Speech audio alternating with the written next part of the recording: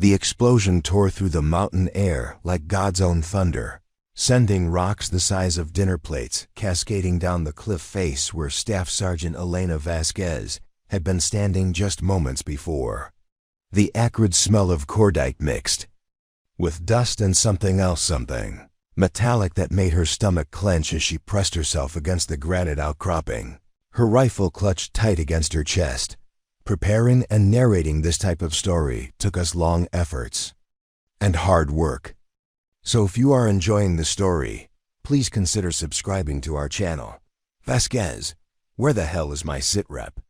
Commander Marcus Sterling's voice crackled through her radio, that familiar edge of irritation cutting through the static like a blade. Even now, with enemy fire raining down from the ridge above, he managed to sound like she was personally disappointing him by not having already eliminated the threat. Elena wiped sweat and grit from her eyes, tasting copper on her lips.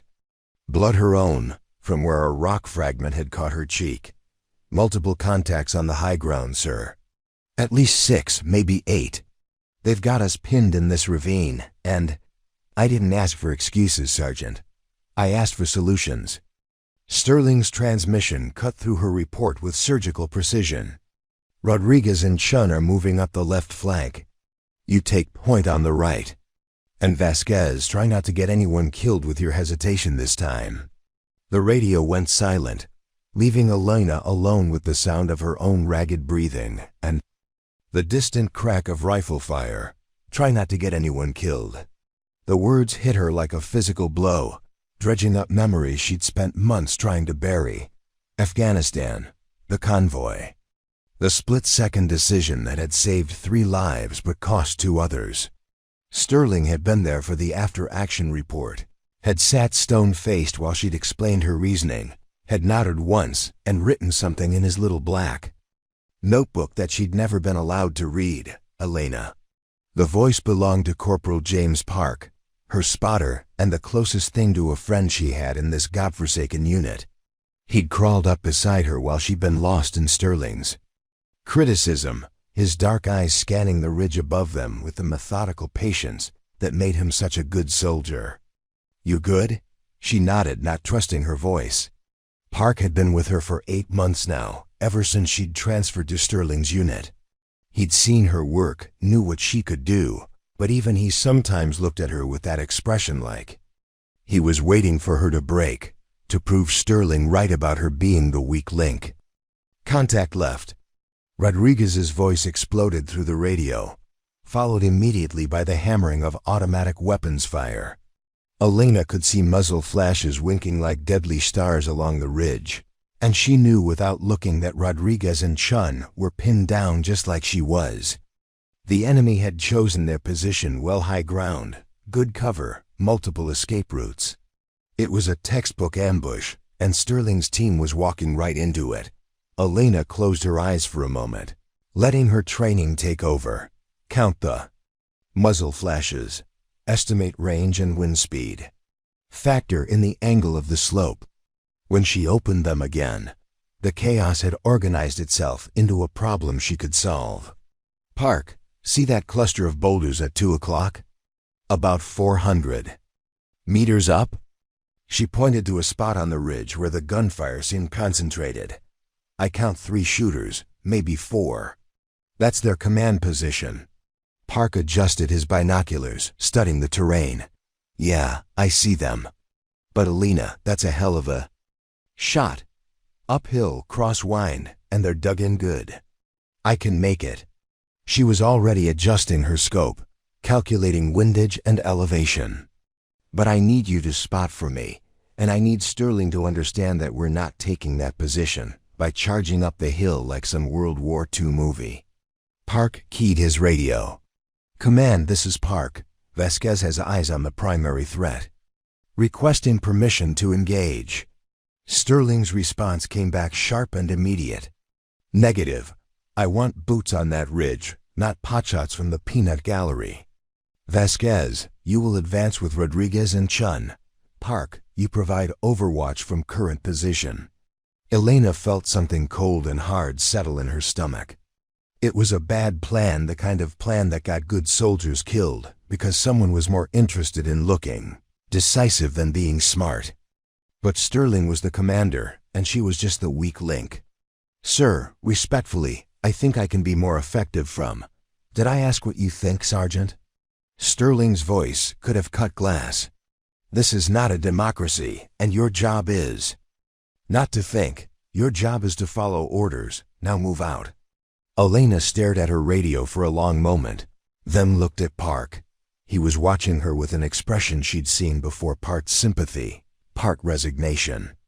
They both knew Sterling was wrong, but they also knew what happened to soldiers who made too much of a habit of questioning orders. "Acknowledged, sir." Elena shouldered her rifle and began moving toward the left flank where Rodriguez and Chun were waiting. Every step felt like she was walking toward a firing squad, but she'd been following bad orders for long enough to know that the alternative was usually worse. Rodriguez looked up as she approached, his face streaked with sweat and dirt. Tommy Rodriguez was 22 years old, from El Paso, with a wife and a baby daughter he carried pictures of in his helmet band. He'd joined the army to pay for college and ended up in the mountains of Afghanistan because somebody in Washington decided that democracy needed to be delivered at gunpoint. "Hell of a thing, isn't it, Vasquez?" He nodded toward the ridge, where the enemy positions were still spitting fire like angry wasps. "Sterling wants us to charge that hill like we're John Wayne or something." "Orders are orders," Elena said. But she could hear the doubt in her own voice. She looked around for Chun and found him 20 feet away, checking his ammunition and looking like he was about to throw up. David Chun was even younger than Rodriguez, barely 19, with the kind of baby face that made him look like he should be worrying about algebra tests instead of enemy snipers. "Chun, you all right?" Elena called out. He looked up with wide eyes that reminded her of her little brother back home in Arizona. "Yeah, Sergeant. This is heavy, you know. I mean, they've got the high ground and good cover, and we're supposed to just run up there like good soldiers." Elena finished for him, but her heart wasn't in the rebuke. Chun was right to be scared. They all were. Sterling's voice crackled over the radio again. "All units, this is command. We move in 60 seconds. Rodriguez, you take the center approach. Chun, you're with me on the right. Vasquez, I want you on the left flank. Park will provide overwatch and coordinate. Fire support." Elena checked her rifle one more time, then looked up at the ridge where death was waiting in the rocks. She thought about her mother, who still lit a candle for her every Sunday at St. Mary's back in Tucson. She thought about her sister Maria, who'd begged her not to re-enlist, who'd cried at the airport when Elena left for her third deployment. And she thought about Afghanistan, about the convoy, about the moment when she'd had to choose between following orders and keeping her soldiers alive. Sterling had never forgiven her for making the right choice instead of the easy one. 30 seconds. Sterling's voice was getting excited now, the way it always did before a fight. Some commanders led from the front because they had to. Sterling led from the front because he liked it, liked the rush, liked the chaos, liked being the guy who made the hard decisions, even when they were the wrong ones. Elena took a deep breath and started counting down in her head. 29, 28, 27. She could see Rodriguez crossing himself and muttering what looked like a prayer. Chun was hyperventilating. Park's voice came through on the radio, calm and professional as always. "Overwatch in position. I have eyes on multiple targets." "Elena," he paused, and she could hear the concern in his voice. "Be careful out there." 15 seconds. Elena thought about the letter she'd written to her mother but never sent, the one that explained why she kept coming back to places like this. Why she couldn't seem to find her way back to the world where people worried about mortgage payments and traffic jams instead of wondering if today was the day they wouldn't come home. 10 seconds. She could hear Sterling breathing heavily over the radio, could picture him crouched behind his cover with that look on his face, The one that said he was about to prove something to somebody, even if it killed them all in the process. 5 seconds. Elena closed her eyes and said her own prayer, not to any particular God, but to whoever might be listening. Keep Rodriguez alive for his daughter. Keep Chun alive for his mother. Keep Park alive because he's the best man I've ever known. And if someone has to die today, let it be quick. Go, go! Elena burst from cover and started running up the hill, her boots slipping on loose shale, her rifle ready, her heart hammering against her ribs like a caged bird. She could hear Rodriguez and Chun moving to her right, could hear Sterling shouting something that might have been encouragement or might have been orders. It was impossible to tell over the roar of gunfire that erupted from the ridge above them. The world exploded into chaos. Bullets whined past her head like angry insects, chipping sparks from the rocks around her feet.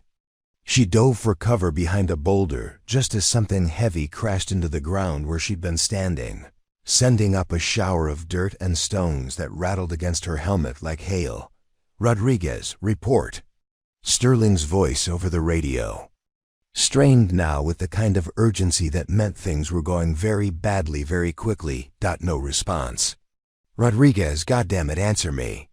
Elena risked a look around her boulder and felt her blood turn to ice water. Rodriguez was down, maybe 30 feet away, his rifle lying beside him in the dirt. He wasn't moving, but she could see his chest rising and falling in shallow, rapid breaths. Hit but alive, for now. Chun, can you see Rodriguez? She called. Over the radio, yeah, I see him. Chun's voice was high and tight with panic. Jesus, there's so much blood. I think he's hit bad, Vasquez. I think he's really hit bad. Elena looked up at the ridge where the enemy positions were still pouring. Fire down on them like rain. She could see muzzle flashes, could count at least 6 different positions, could see the tactical situation with the cold clarity that came when adrenaline burned away everything except the essential truth. They were outgunned, outmaneuvered, and about to lose good people because someone had been too proud to listen to reason. Sterling, we need to fall back, she said into her radio. We can't hold this position, and Rodriguez needs medical attention. Negative, Sterling's response. Came back immediately. We finished the mission. Chun, can you reach Rodriguez? Elena watched in horror as Chun started moving toward Rodriguez's position, low crawling across open ground while bullets kicked up dirt all around him. The kid was brave, stupidly, heroically brave, but bravery wouldn't stop a sniper's bullet. Chun. Stop! Elena keyed her radio frantically. That's a kill zone. You move into that open ground and you're dead. I can reach him. Chun's voice was steady now, focused with the kind of desperate determination that could either save a life or end two. Cover me. Elena brought her rifle to bear on the ridge above and started laying down suppressing fire, trying to keep the enemy's heads down long enough for Chun to reach Rodriguez. She could see Park doing the same from his overwatch position, his precision shots forcing the enemy to duck for cover. But there were too many of them, and they had all the advantages. Chun made it halfway to Rodriguez before the shot rang out. Elena watched the 19-year-old from California pitch forward and lie still, and something inside her chest broke with an audible snap. 2 down. 2 good soldiers down because Marcus Sterling was too stubborn to admit he'd been wrong. Chun. Sterling's voice over the radio, and for the first time since she'd known him, he sounded shaken. Chun, report. Silence. Elena stared at the two. Bodies lying in the dirt, Rodriguez still breathing, Chun not moving at all, and felt a familiar feeling wash over her. It was the same feeling she'd had in Afghanistan, in the convoy, when she'd realized that following orders was going to get people killed, and the only way to save them was to stop being a good soldier and start being a good person. Park, she said quietly into her radio. How many rounds do you have left? 12, came the immediate response. Why? Because I'm going to get them. Elena was already moving, staying low, using the terrain to mask her approach. "And I'm going to need you to make every shot count." "Elena, no." Park's voice was sharp with alarm. "That's suicide. Even if you reach them, you'll never make it back." "Sterling," Elena keyed her radio one more time. "I'm going after Rodriguez." "And Chun." "Negative, Vasquez. Hold your position." "That's an order." Elena looked up at the ridge, where the enemy was still firing, then looked at Rodriguez, who was trying to drag himself toward cover with one arm while blood pooled beneath him. In the dirt. She thought about Chun, who died trying to save his friend. She thought about Sterling, safe behind his rocks, giving orders that got 19-year-olds killed. She turned off her radio. Elena Vasquez had been carrying other people's burdens for as long as she could remember. It started when she was 8 years old, and her father walked out of their little house in Tucson, leaving behind nothing but empty beer bottles and the smell of cigarettes that never quite faded from the curtains. She became the one who helped her mother count the grocery money twice before spending it, who walked her little brother Miguel to school every morning because their neighborhood wasn't the kind where 8-year-old boys could walk alone. By the time she was 16, she was working 25 hours a week at a gas station on the south side. Her homework spread across the counter between customers, her manager Mr. Hassan understanding when she had to leave early for Miguel's parent-teacher conferences because their mother was working double shifts at the hospital laundry. She learned to carry responsibility the way other girls her age carried purses constantly, without thinking about it, until the weight became part of who she was. The Army had seemed like freedom when the recruiter came to her high school. College money, they said. Job training. A chance to see the world beyond the desert horizons that had defined her entire life. What they didn't mention was that the Army would take a girl who already knew how to carry everyone else's problems and teach her to carry them with a rifle. Elena had been good at it, better than good. She'd topped her class in marksmanship, scored expert on every weapon system they'd put in her hands, earned the kind of commendations that looked impressive on paper, but not very little when you were lying in the dirt, watching your friends bleed out. She'd made sergeant in 3 years, staff sergeant in 5, and somewhere along the way she'd stopped thinking of the Army as a temporary stop on the way to something better, and started thinking of it as home. The problem with home was that it came with people like Marcus Sterling. Elena had first encountered Sterling 18 months ago, when she'd been transferred to his unit fresh from a combat tour in Syria. He was a West Point graduate, the son of a general, the kind of officer who'd been born knowing he was destined for command. He was also 32 years old, unmarried, and completely convinced that combat was a chess game where the pieces happened to bleed. Their first meeting had been in his office at Forward Operating Base Shank, a windowless concrete box decorated with maps and commendations, and a photograph of Sterling shaking hands with some senator whose name Elena didn't recognize. Sterling had sat behind his desk like a king on a throne, reading her service record, while she stood at attention, feeling like a specimen under a microscope. "Afghanistan, Syria, Iraq," he'd said without looking up. 3 deployments, 2 Bronze Stars, a Purple Heart. Impressive. "Thank you, sir." I said impressive, not good. Sterling had finally looked up at her, his pale blue eyes cold and calculating. "Impressive can mean a lot of things, Sergeant. It can mean competent. It can also mean lucky. The question is, which one are you?" Elena had kept her face carefully neutral. "I'd prefer to let my service speak for itself, sir." Sterling had smiled at that, but it wasn't a warm smile. It was the kind of smile a cat might give a mouse before deciding whether to play with it or just eat it outright. "Your service. Yes, let's talk about that. Tell me about the convoy incident in Afghanistan." And there it was.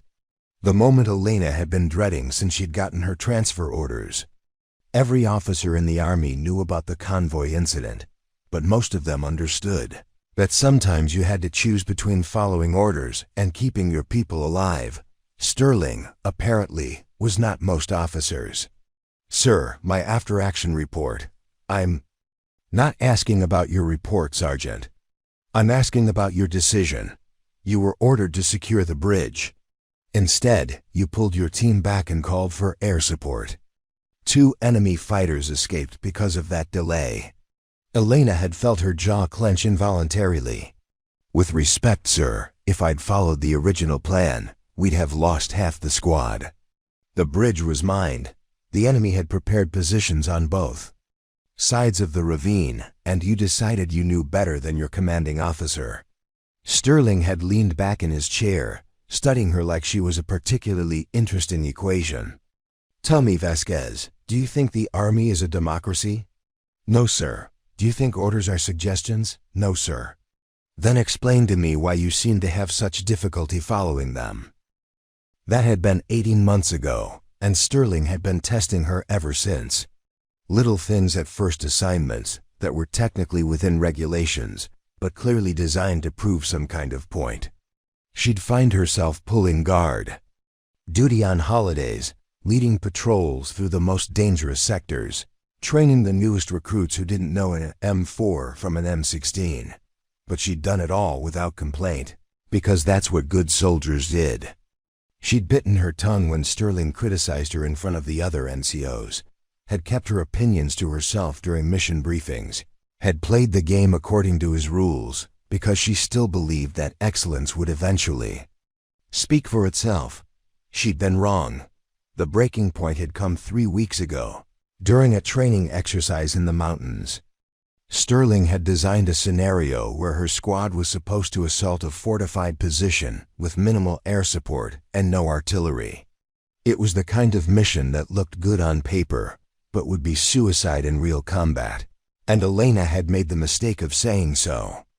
"Sir, with respect, this approach is going to get people killed," she'd said during the mission briefing, pointing to the tactical map spread across the table. "The enemy has interlocking fields of fire, excellent cover, and multiple escape routes. If we want to take this position, what we need," Sterling had interrupted, "is for staff sergeants to execute orders instead of playing Monday morning quarterback. Are you questioning my tactical assessment, Vasquez?" Elena had looked around the room at the other squad leaders, Rodriguez's boss, Sergeant Martinez, Chun's team leader, Corporal Thompson, Park, who was watching the exchange with barely concealed concern. They all knew she was right, but they also knew that challenging Sterling publicly was career suicide. "No, sir," she'd said finally. "Just want to make sure we've considered all the options." Sterling had smiled that cold smile again. "The only option you need to consider is following orders. Unless you don't think you're capable of that." "I'm capable, sir." "Good. Because I've been watching you, Vasquez, and I'm starting to think you might be the weak link in this unit. A leader who can't follow orders is a leader who can't be trusted. And a leader who can't be trusted ...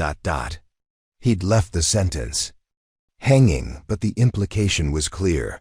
Elena had spent that night lying on her bunk, staring at the ceiling and wondering if Sterling was right. Maybe she was the problem. Maybe her tendency to question orders, to look for better solutions, to put the welfare of her soldiers above blind obedience, really did make her unfit for command. Maybe the convoy incident in Afghanistan hadn't been tactical brilliance. Maybe it had just been insubordination dressed up in fancy language. But then she'd thought about Rodriguez, who called his daughter every Sunday and whose wife sent care packages with pictures drawn in crayon. She'd thought about Chun, who sent half his pay home to his mother and still had nightmares about his first combat deployment. She'd thought about Park, who'd saved her life twice and never once asked for anything in return. These were her people, her responsibility. And if Marcus Sterling thought she was going to let them die to prove some point about the chain of command, he was about to learn exactly how wrong he could be. The thought had been comforting at the time. Now lying behind a boulder with bullets whining over her head and 2 of her soldiers bleeding in the dirt 30 feet away, it felt like cold comfort indeed. Elena closed her eyes and tried to shut out the sound of gunfire, the smell of cordite. the taste of dust and fear that coated her mouth like ash. She thought about the last conversation she'd had with her mother, 3 weeks ago over a crackling satellite phone connection. "Mia, when are you coming home?" Maria Vasquez had asked, the way she did every time they talked. "This old house is too quiet without you and Miguel. Even Mrs. Hernandez asks about you at church." Elena had been sitting in the communications tent, surrounded by the low hum of radio chatter and the distant sound of helicopters, trying to explain a world that her mother couldn't possibly understand. "I don't know, Mom. Maybe after this deployment. Maybe it's time to think about coming home for good." "You sound tired, Elena. Are you taking care of yourself?" How could she explain that taking care of herself meant taking care of everyone else? That she'd been running on caffeine and adrenaline for so long, that she'd forgotten what it felt like to sleep without dreaming about gunfire. That every time she closed her eyes, she saw the faces of soldiers who'd trusted her to bring them home safely. "I'm fine, Mom.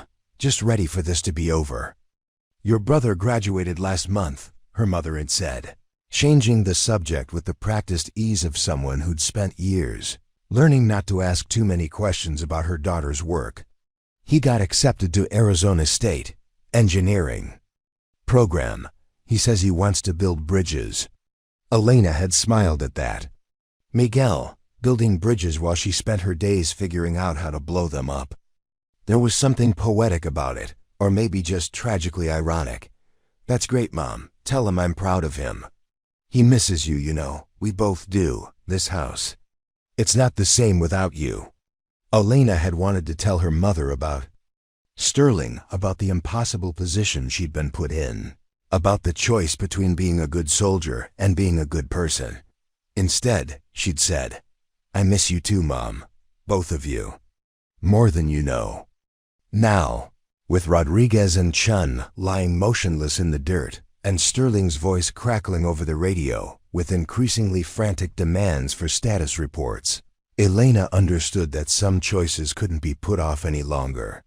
She could be the good soldier, follow orders and watch her people die. Or she could turn off her radio, ignore her commanding officer, and do what needed to be done. It wasn't really a choice at all.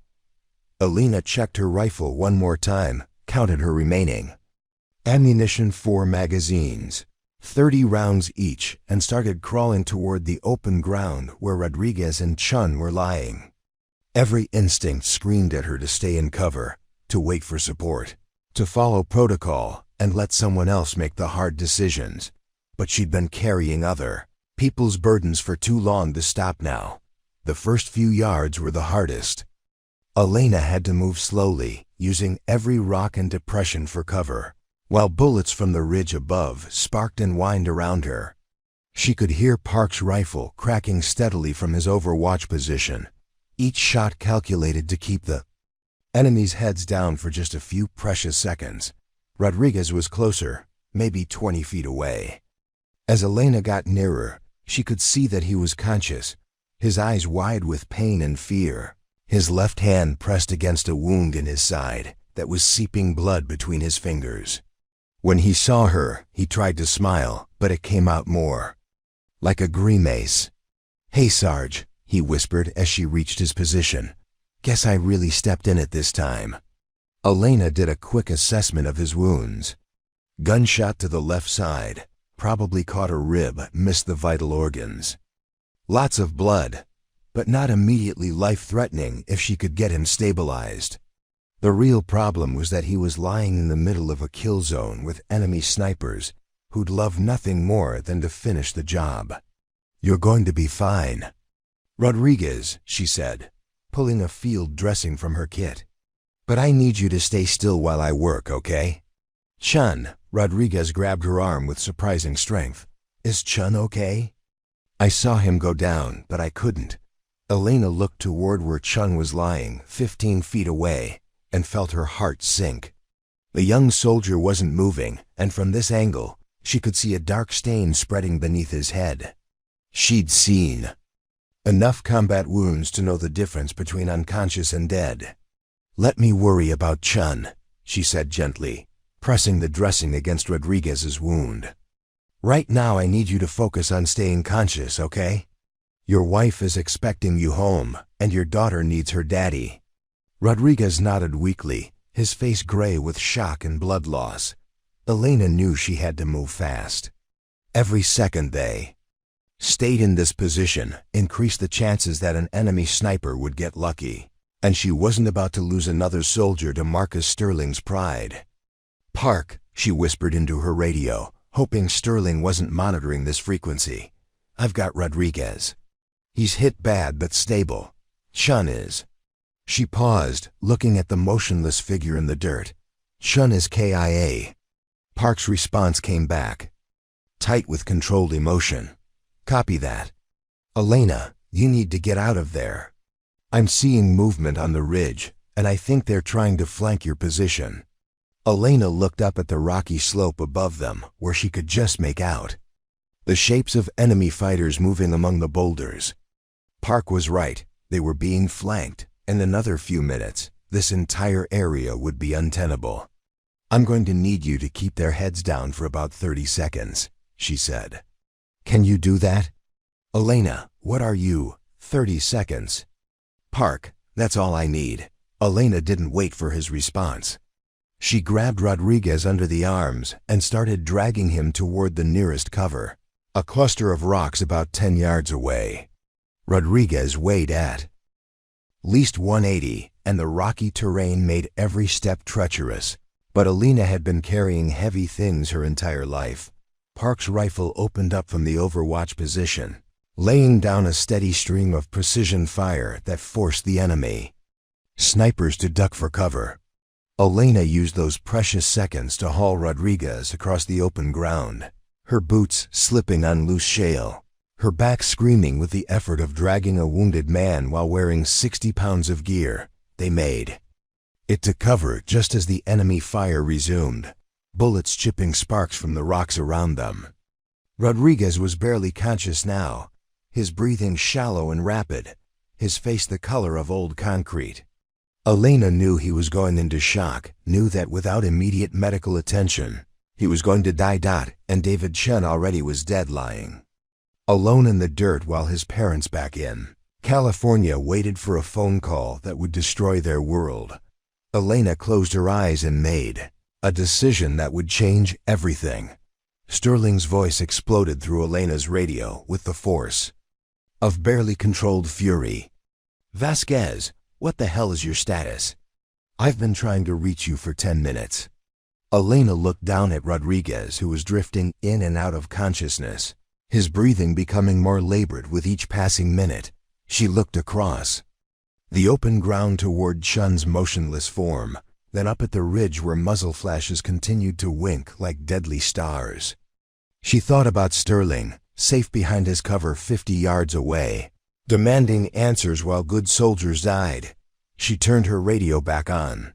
"Rodriguez is wounded but stable," she said, her voice steady despite the chaos around them. "Chun is KIA. I need immediate medical evacuation, and you need to follow orders," Sterling cut her off. "I told you to hold position, not go running around playing hero. Now you've compromised our entire tactical situation." Elena felt something cold and dangerous unfurl in her chest. "Sir, we have casualties that need immediate.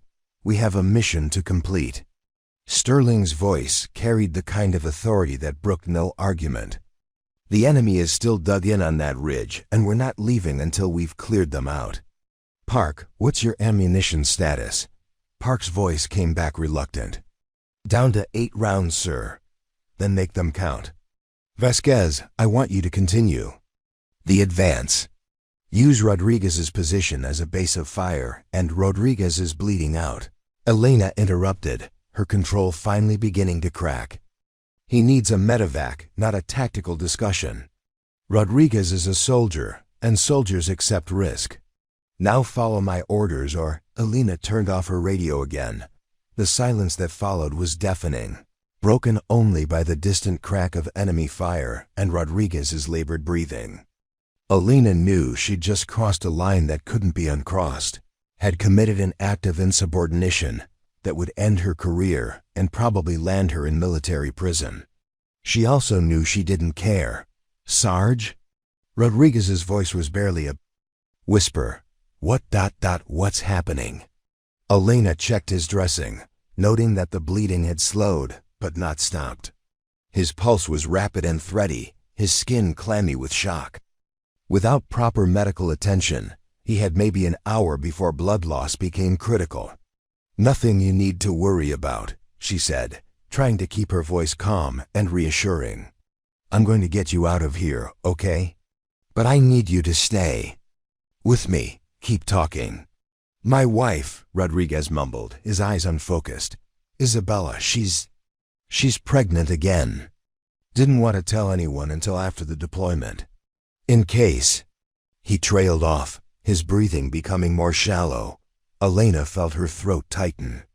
Isabella Rodriguez, 24 years old, already managing a toddler while her husband played soldier in the mountains of Afghanistan. Now she was carrying their second child and waiting for news that might never come, or might come in the form of a chaplain at her door with folded flag and empty condolences. "She's going to be fine," Elena said firmly. "You're going to be fine. Both of you are going home." Park's voice crackled through on her radio, transmitted on a frequency Sterling didn't monitor. "Elena, I've been watching the enemy positions. They're starting to move down from the ridge. I think they're planning to finish this up close and personal." Elena risked a look around their cover and saw what Park meant. Dark figures were moving among the rocks, working their way down the slope with the patient deliberation of hunters who knew their prey was wounded and trapped. In another 10 minutes, maybe 15, they'd be close enough to use grenades or simply overwhelm Elena's position through superior numbers. "How many?" she asked. "At least 6, maybe 8. And Elena, I think they've got Sterling's position. Marked 2. He's about to have company." Elena looked toward where Sterling was positioned, a cluster of boulders about 60 yards away. She could see the muzzle flash of his rifle as he fired at targets on the ridge, could imagine him crouched behind his rocks with that expression of grim determination he always wore during combat. For all his faults as a leader, Marcus Sterling was a brave man and a competent soldier.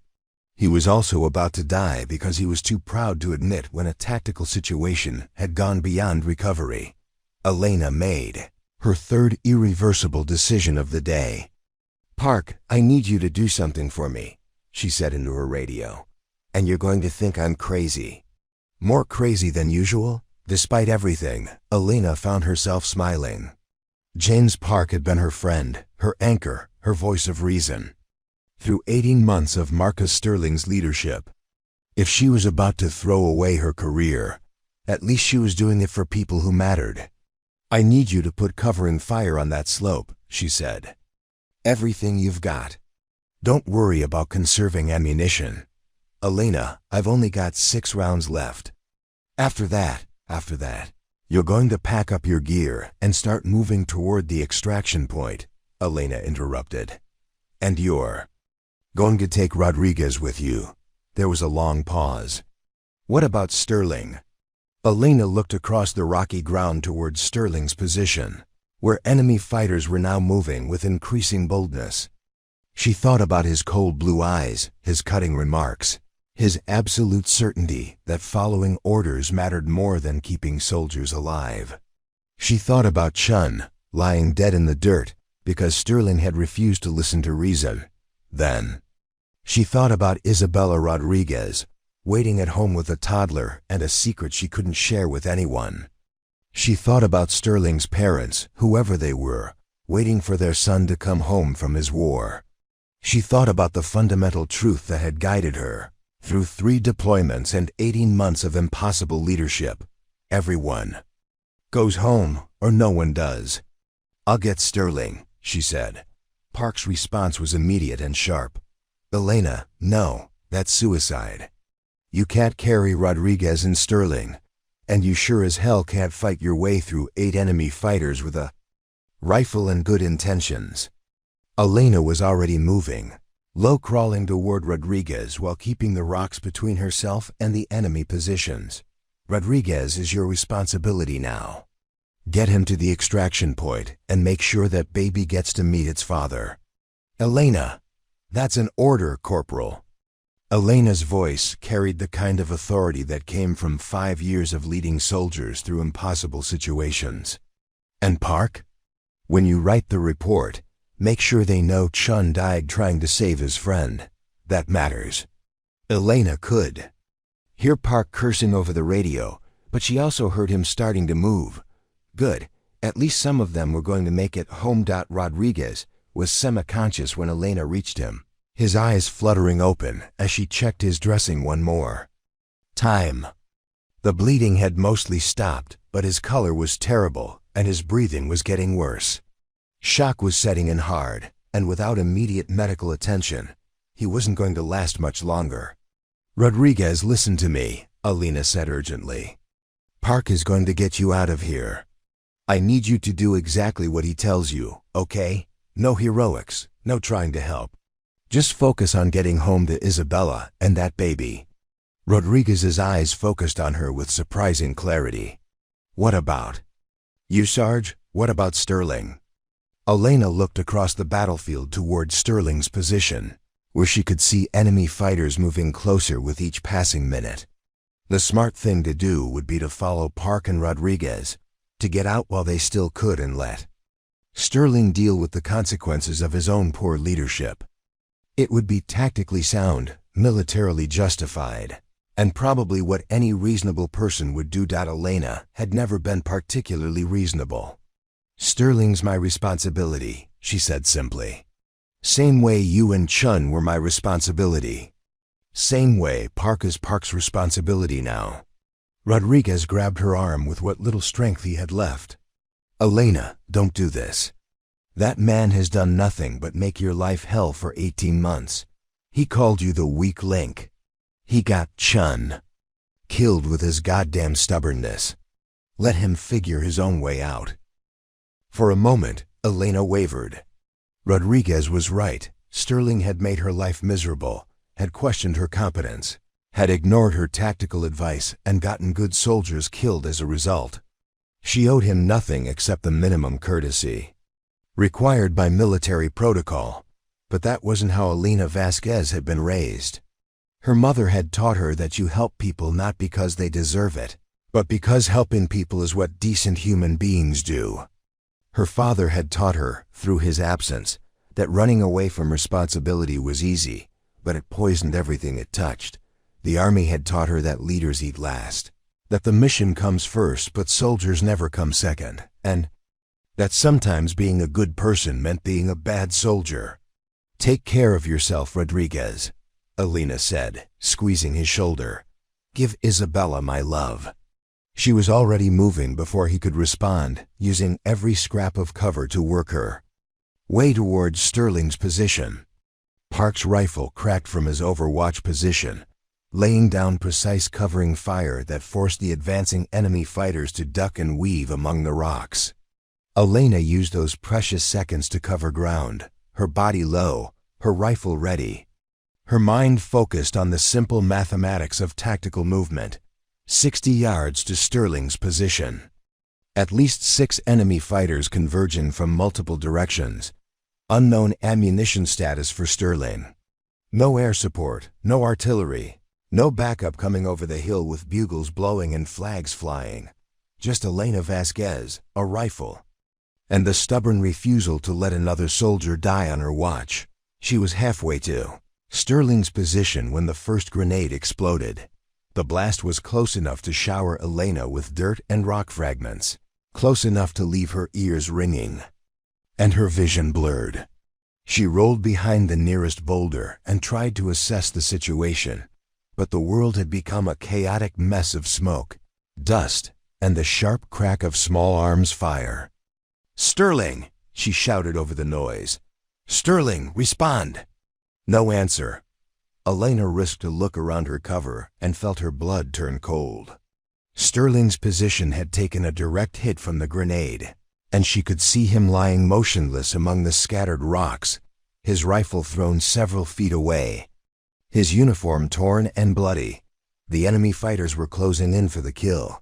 Elena didn't think about the odds, didn't calculate the tactical situation, didn't consider the consequences of what she was about to do.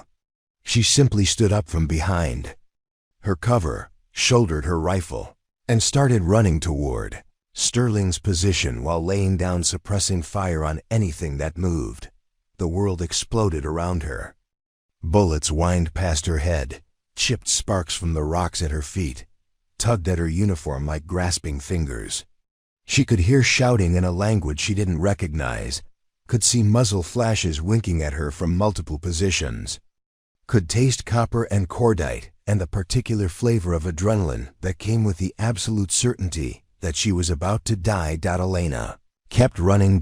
She reached Sterling's position in what felt like hours, but was probably less than 30 seconds.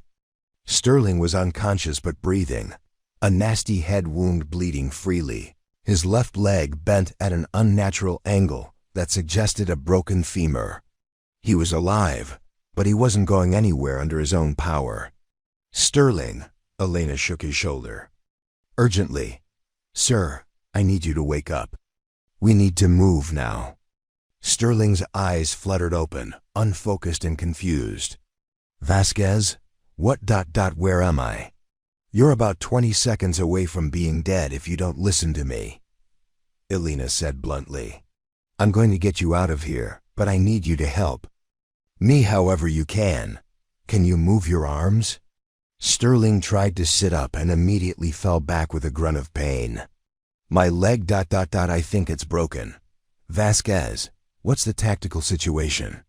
Even semi-conscious and bleeding, Marcus Sterling was asking about the tactical situation. Elena might have laughed if bullets weren't still flying over their heads. "The tactical situation is that we're outnumbered, outgunned, and about to be overrun," Elena said while checking his wounds. "Rodriguez is wounded but stable. Park is getting him to the extraction point, and Chin is KIA. Any other questions? Or can we focus on not dying?" Sterling stared at her with an expression she'd never seen before, something that might have been respect, or surprise, or simple shock at finding himself rescued by the soldier he'd spent 18 months calling the weak link. "You came back for me," he said quietly. Elena was busy fashioning a makeshift stretcher from Sterling's poncho and 2 broken rifle stocks. "I came back for you because that's what soldiers do. We don't leave people behind, even when they're complete holes who've spent the last year and a half making our lives miserable." "Vasquez, save it, sir." Elena finished her improvised stretcher and started loading Sterling onto it as gently as possible. "You can court-martial me when we get home. Right now I need you to keep pressure on that head wound and try not to bleed to death while I figure out how to get us off this mountain." Sterling pressed his hand against the wound on his forehead, his face gray with pain and shock. "How many enemy fighters?" "At least 6, maybe more. They're moving to surround this position, and I've got maybe 90 rounds left." Elena shouldered her rifle and grabbed the improvised stretcher handles. "So if you've got any brilliant tactical insights, now would be a good time to share them." Sterling looked around at the rocky terrain, assessing angles and cover with the professional eye of a trained officer. Despite his injuries, despite the desperate nature of their situation, his mind was still working tactically. "There," he pointed, toward a narrow ravine that cut through the rocks about 50 yards away. "If we can reach that gully, it should give us concealment most of the way to the extraction point." "But Vasquez," he looked up at her with those cold blue eyes that seemed less cold now, "you'll never make it carrying me. This stretcher will slow you down too much, and they'll run us down before we cover 100 yards. Elena adjusted her grip on the stretcher handles and started moving toward the ravine. "Then I guess we'd better move fast." What followed was the longest 50 yards of Elena's life, dragging a 180-pound man across broken terrain, while enemy fighters closed in from 3 directions, was like trying to outrun a forest. Fire while carrying a piano. Every step was agony, every rock and depression a major obstacle, every second an eternity measured in the space between heartbeats. Sterling did what he could to help, using his arms to push when the terrain allowed, keeping watch for enemy movement when Elena was focused on navigation. But his broken leg made him dead weight most of the time, and Elena could feel her strength ebbing with each painful yard. The enemy fighters were getting closer. She could hear them calling to each other, could see movement among the rocks, could feel the net closing around them with methodical precision. In another few minutes, they'd be close enough to finish this with a well-placed grenade or a coordinated assault. Elena kept pulling. They were 20 yards from the ravine when the shooting started in earnest. Bullets cracked past Elena's head. Chipped sparks from the rocks around them forced her to drop the stretcher and dive for cover behind a boulder barely large enough to shelter one person, let alone two. "Contact right," Sterling shouted, pointing toward a cluster of rocks where Elena could see muzzle flashes. "At least 3 shooters." Elena brought her rifle to bear and started returning fire, trying to keep the enemy's heads down while she figured out their next move. They were pinned down, running low on ammunition, and still 20 yards from the only cover that might get them to the extraction point alive. "Sterling, how's your head? Can you think straight?" "Clear enough. Why?" Elena ejected her empty magazine and slammed in a fresh one, her second to last. "Because I'm going to need you to cover me while I move us to that ravine. Can you handle a rifle with that head injury?" Sterling looked at her like she'd lost her mind. "Vasquez, you can't drag me 20 yards across open ground while taking fire. That's suicide." Elena smiled grimly. "Sir, with all due respect, I've been doing impossible things my entire life. This is just another Tuesday." Before Sterling could object, Elena was moving again, dragging the stretcher toward the ravine while bullets whined around them like angry hornets. Sterling, to his credit, managed to lay down covering fire despite his injuries, his shots forcing the enemy fighters to duck for cover at crucial moments. They made it to the ravine. Just as Elena's strength gave out completely, she collapsed. Beside the stretcher, her chest heaving, her vision blurred with exhaustion and adrenaline. Every muscle in her body screamed in protest, but they were alive and they had cover, and the extraction point was less than half a mile away. "Jesus Christ, Vasquez," Sterling gasped. "How the hell did you do that?" Elena didn't answer immediately. She was too busy checking her ammunition, 1 magazine left, 30 rounds, and listening for sounds of pursuit.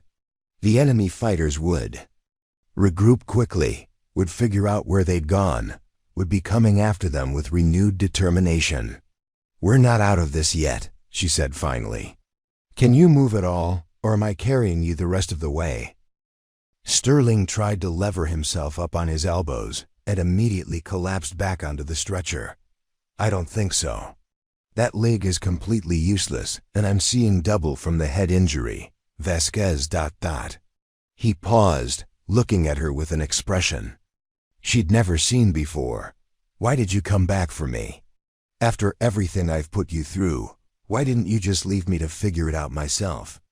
Elena looked down at Marcus Sterling, her commanding officer, her tormentor, the man who'd made her question her own competence for 18 months, and realized she didn't have a simple answer. It wasn't loyalty, exactly, or even basic human decency. It was something deeper than that. Something that went to the core of who she was and what she believed about responsibility and leadership and the weight of other people's lives, because "That's what we do," she said simply. "That's what soldiers do. We carry each other." Sterling stared at her for a long moment, then nodded slowly. "I misjudged you, Vasquez. Badly." Elena shouldered her rifle and grabbed the stretcher handles again. "You can give me my performance evaluation when we get home, sir. Right now, we need to move." The ravine provided good concealment, but difficult terrain. Elena found herself half dragging, half carrying Sterling over fallen logs, around boulder fields, through patches of loose shale that threatened to send them both tumbling down the mountainside. Her back screamed with each step, her legs trembled with exhaustion, but she kept moving because stopping meant dying. And dying meant Isabella Rodriguez would get a folded flag instead of her husband. They were halfway to the extraction point when Elena heard the sound she'd been dreading, helicopter rotors, but instead of the distant thrum of an enemy aircraft, this sounded like something heavier, more powerful. Elena allowed herself a moment of hope as she recognized the distinctive sound of a Black Hawk helicopter, probably carrying a medical team and enough firepower to level half the mountain. "Park," she said into her radio. "Please tell me that's our ride." Park's voice came back immediately, tight with relief. "Medevac inbound, ETA 2 minutes. Elena, where the hell are you? We've got Rodriguez stabilized, but we need to get out of here before." The transmission was cut off by the sound of gunfire, close and getting closer. Elena looked back the way they'd come and saw enemy fighters emerging from the rocks, moving toward their position with the grim determination of hunters who knew their prey was wounded and exhausted. "Sterling, I need you to listen to me very carefully," Elena said, her voice deadly calm. "In about 90 seconds, a Black Hawk is going to land at the extraction point. Park and Rodriguez are already there, which means the only thing standing between us and going home is about 300 yards of open ground and at least 4 enemy fighters who really want us dead." Sterling tried to sit up straighter on the stretcher. "What's the plan?" Elena ejected her last magazine, checked the rounds 28 left and slammed it back into her rifle. "The plan is that I'm going to carry you 300 yards. Faster than I've ever carried anything in my life, and you're going to shoot anyone who tries to stop us. Vasquez. Elena." She looked down at him with a smile that didn't quite hide the fear in her eyes. "If we're about to die together, you might as well use my first name." Sterling nodded slowly. "Marcus. Nice to meet you, Marcus." Elena grabbed the stretcher handles and started running toward the sound of helicopter rotors. "Now let's go home." What happened next would be debated in after-action reports, discussed in military academies, and whispered about in barracks around the world for years to come. But for Elena Vasquez, dragging Marcus Sterling across 300 yards of broken terrain, while enemy fighters closed in from multiple directions, there was no time for analysis or reflection. There was only the simple arithmetic of survival. Move fast enough to avoid the bullets, shoot straight enough to discourage pursuit, and carry the load until it was too heavy to carry anymore. The Black Hawk helicopter sat in the extraction zone, like a mechanical angel, its rotors whipping the mountain air into miniature tornadoes that sent dust and debris swirling across the rocky ground. Elena could see Park crouched beside the aircraft, Rodriguez strapped to a medical stretcher, the flight medic working frantically over his wounded body. She could also see muzzle flashes winking among the rocks behind them, getting closer with each passing second. "Contact rear." Sterling shouted over the rotor noise, twisting around on the stretcher to bring his rifle to bear on the pursuing enemy fighters. "At least 4, maybe 5. Elena didn't waste breath responding. She simply lowered her head, tightened her grip on the stretcher handles, and ran harder than she'd ever run in her life. The rocky ground threatened to trip her with every step. The stretcher handles cut into her palms like wire, and her back felt like it was being torn apart by invisible hooks.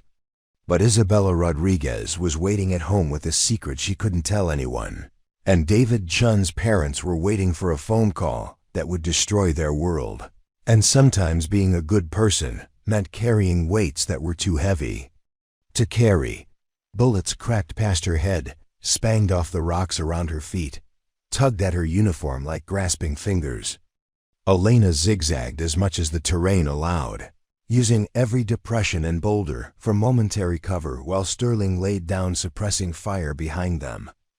200 yards, 150, 100. Elena's vision was starting to blur with exhaustion and oxygen debt.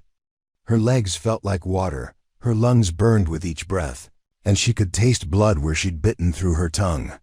But the helicopter was getting closer, and she could see Park waving frantically, could see the door gunner swinging his weapon toward the pursuing enemy fighters, 50 yards. 30, 20. Elena made it to the helicopter just as her strength gave out completely. She collapsed beside the aircraft, still clutching the stretcher handles, while the flight crew hauled Sterling aboard and the door gunner opened fire on the enemy positions with devastating precision. "Go, go, go!" Park shouted into his radio. And Elena felt herself being lifted into the aircraft just as the rotor spun up to takeoff speed. The last thing she saw before losing consciousness was Marcus Sterling, strapped to a medical stretcher, staring at her with an expression of something that might have been wonder, or gratitude, or simple disbelief at finding himself alive when he'd been certain he was going to die. Elena woke up in a field hospital. 12 hours later, her back wrapped in bandages, her hands treated for lacerations from the stretcher handles, her body so sore she could barely lift her head from the pillow.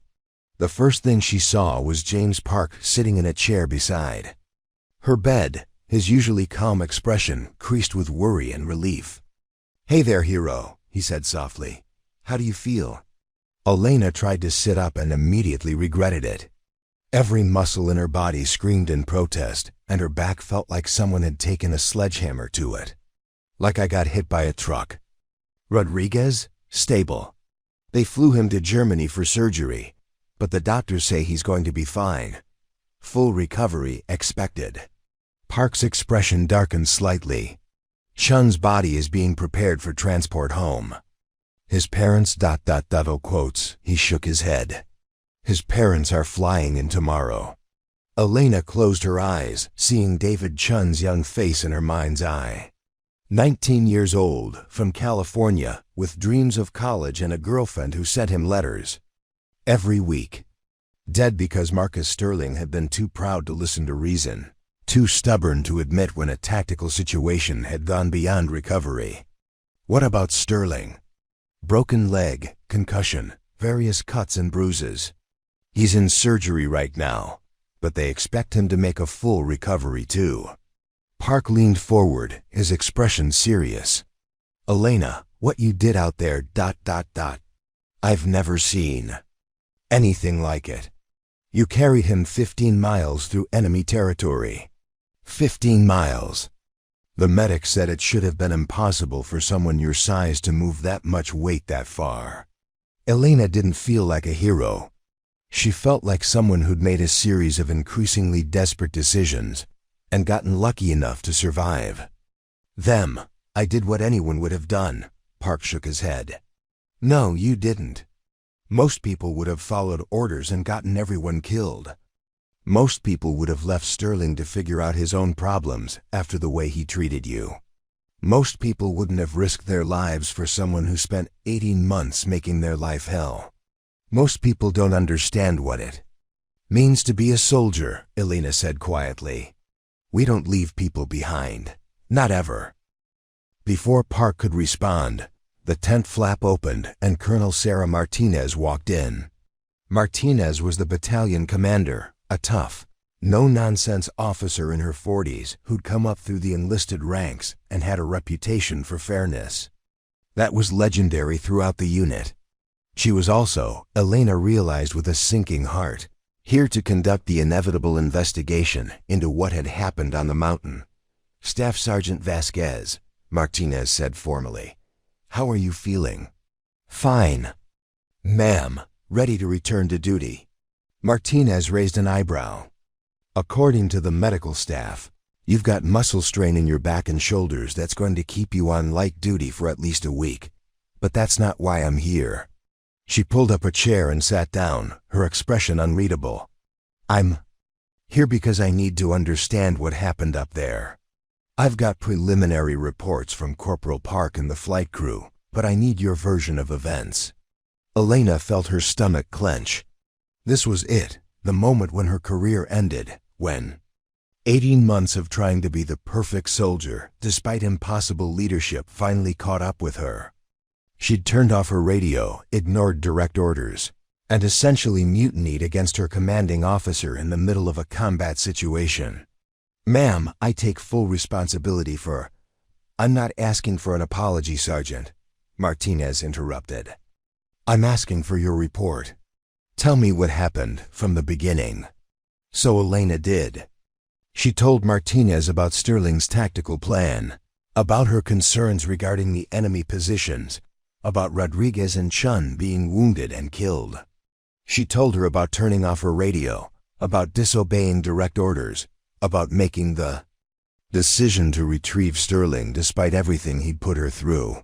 Martinez listened without interruption, occasionally making notes in a small notebook, her expression giving away nothing about what she was thinking. When Elena finished, the colonel was quiet for a long moment.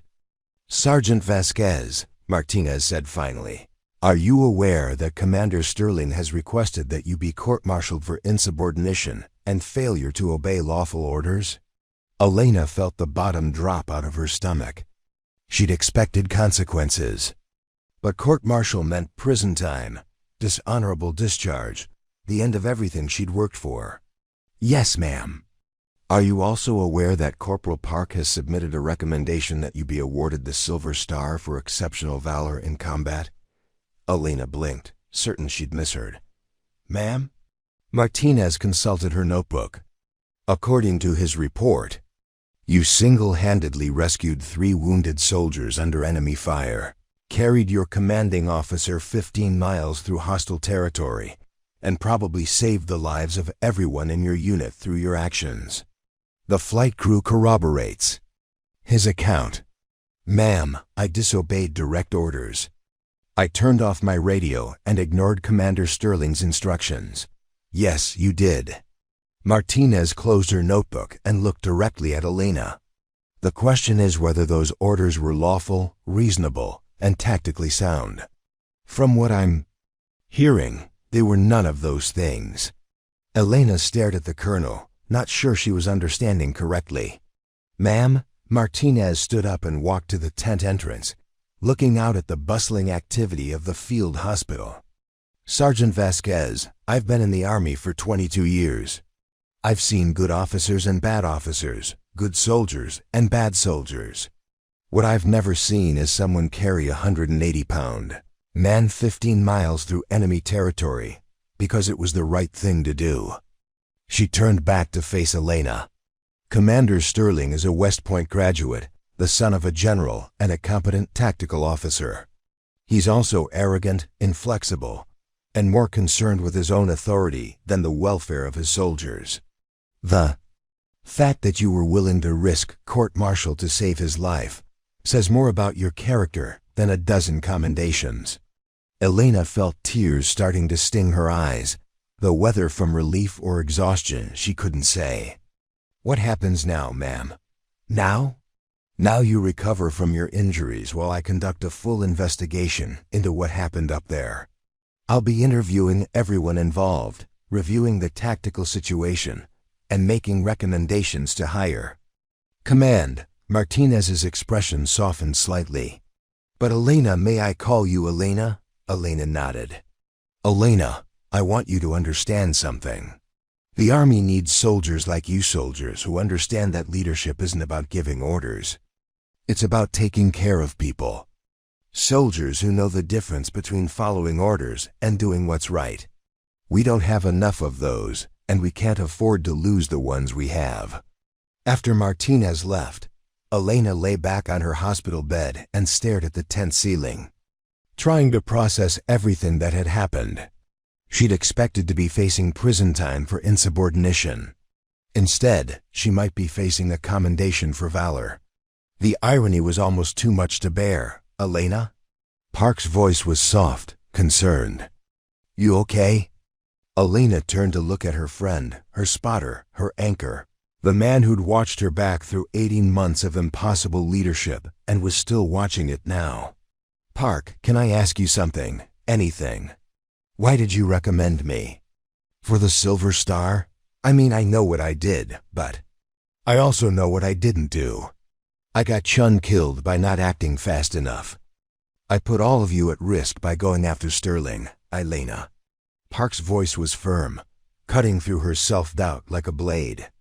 David Chun died because Marcus Sterling refused to listen to tactical advice from someone who knew more about the situation than he did. Rodriguez almost died for the same reason. Sterling almost died for the same reason. Park leaned forward, his dark eyes intense. You didn't get anyone killed, Elena. You kept everyone alive who could be kept alive. You made impossible choices. Under impossible circumstances, and you did it because you understood something that Sterling never figured out. What's that? That being a leader isn't about being in charge. It's about being responsible. And you've been responsible for all of us since the day you joined this unit, whether Sterling recognized it or not. Elena felt the tears coming in. Earnest now tears for David Chen, who'd died trying to save his friend. Tears for Rodriguez, who'd almost bled out in the dirt. Tears for Sterling, who'd been so concerned with authority that he'd forgotten about humanity. And tears for herself, for the weight she'd been carrying for so long that she'd forgotten what it felt like to put it down. I'm tired, Park, she whispered. I'm so tired of carrying everyone else's problems. I'm tired of making life and death decisions for people who don't even respect me. I'm tired of being strong when I just want to go home and let someone else be responsible for a while. Park reached over and took her hand, his grip warm and steady and solid. Then maybe it's time to think about going home. You've done enough. Elena, you've carried enough. No one would blame you if you decided you'd given enough. Elena looked at her friend's face, seeing the concern and affection there, and realized he was right. She had given enough. She'd carried other people's burdens for 26 years, had spent the last 5 of them carrying them with a rifle through some of the most dangerous places on Earth. Maybe it was time to let someone else do the carrying for a while. But even as the thought crossed her mind, Elena knew she wouldn't act on it. Not yet. Because somewhere back in the States, there were other soldiers like Rodriguez and Chun, other young men and women who'd joined the army to serve their country and found themselves under the command of officers who cared more about their careers than their people's lives. Someone had to look out for them. Someone had to be willing to carry their weight when they couldn't carry it themselves. Someone had to understand that leadership wasn't about giving orders. It was about taking responsibility. Elena Vasquez had been carrying other people's burdens her entire life.